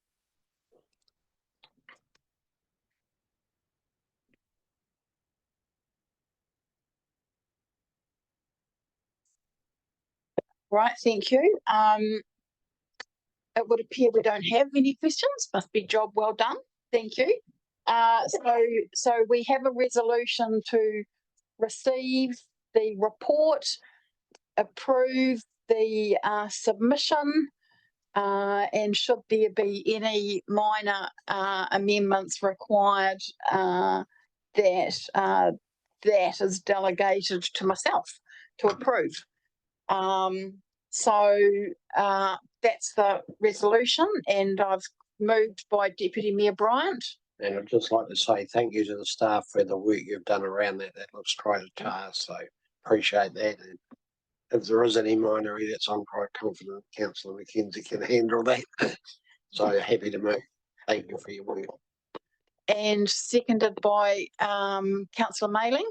Yeah, I'm happy to second it. The only comment I would make is if they can reduce the cost of auditing in Three Waters, wastewater, anyway, would really be appreciated. And I see Local Government New Zealand president was commenting about it again today with discussions with the minister, because it's just ridiculous. Well, Why that bad? Time up, Councillor Mailing. All right, point noted. So we have the resolution moved by Deputy Mayor Bryant and seconded by Councillor Mayling. All those in favour, please say aye. Against, that is carried. Thank you very much for the work that you've done. And that moves us on to Bill.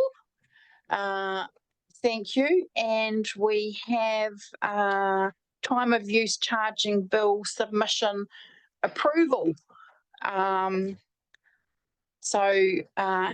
Here we go. Congestion charging. Over to you, Bill. Thank you. Thank you, Madam Chair. I'll take this report as read. Just a couple of comments to add to the report. The submission that I've prepared is largely concentrating on issues that are specific to unitary authorities and to Tasman in particular. There are some other issues that I expect to be addressed by the likes of TSIG and Local Government New Zealand. I haven't actually seen their submissions yet, although I got the TSIG one this morning. So I'm not sure that they're going to be addressed in those. But there's a couple of significant ones that's probably worth highlighting for you. The first is governance, and the minister has an awful lot of power in the proposal that's put forward, or the draft bill that's put forward. So if a local authority doesn't initiate a time of use charging scheme within 3 years of the bill being enacted, the minister can initiate it or instruct NZTA to initiate it.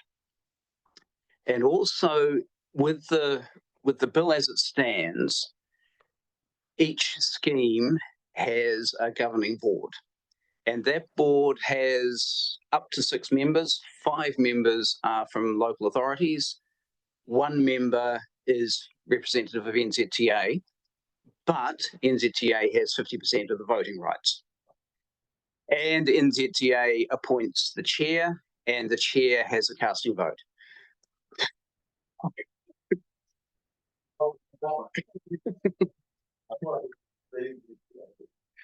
So that effectively gives them the right of veto. So that has certainly been picked up in the TSIG submission.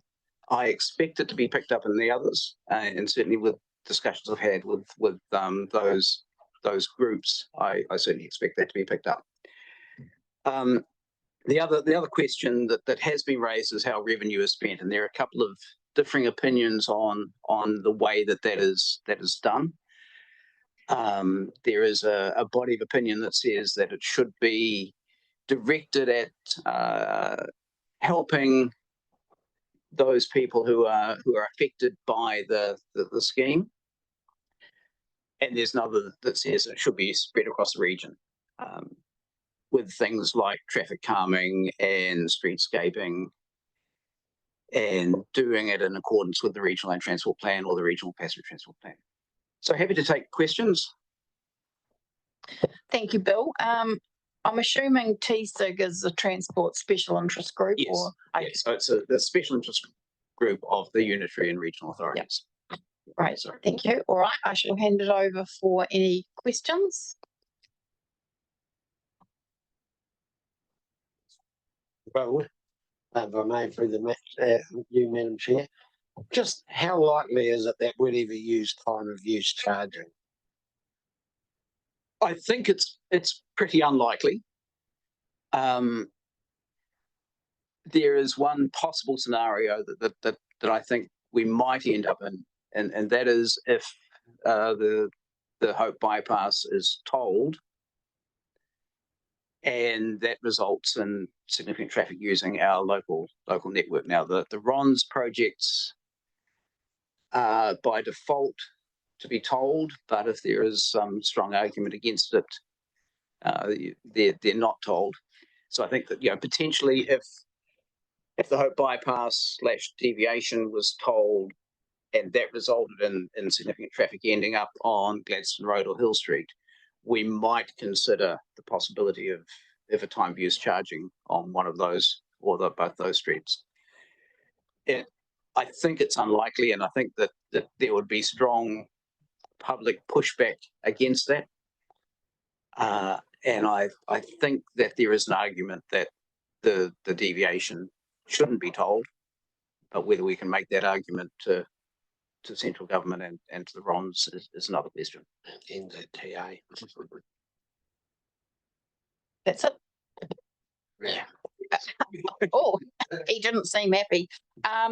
All right, Councillor Mayling. Well, when I read this, I just thought it was aimed at Auckland, Wellington, possibly Tauranga, more than us, because they're getting the bulk of the thing. And if you have a look at the money spent, particularly in the Auckland region over the last 15 years, it's just mega dollars. And they do provide much better public transport. So it's been used right around the world. They introduced it in the 80s in London, if I recall. So this isn't new, and it's a way, one that generates income, but it will hit those that are on fixed incomes and have to travel at that time. But I see it in those sort of three main centres. Thank you. I do have a resolution. There's a resolution up there, which is to receive the report, approve the submission, and once again, delegating authority for minor amendments. Moved by Councillor Mayling, seconded Councillor Butler. I'll put that resolution. All those in favour, please say aye. Against, that is carried. Now, I would just like to thank Bonnie for coming along this morning.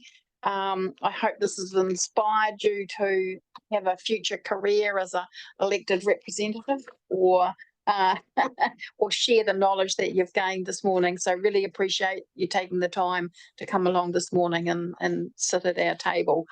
And look, I'd just like to wish all the staff and councillors a happy wet Easter break, because that's what it's going to be. So I'll now pass over to Councillor Hill for our closing karakia.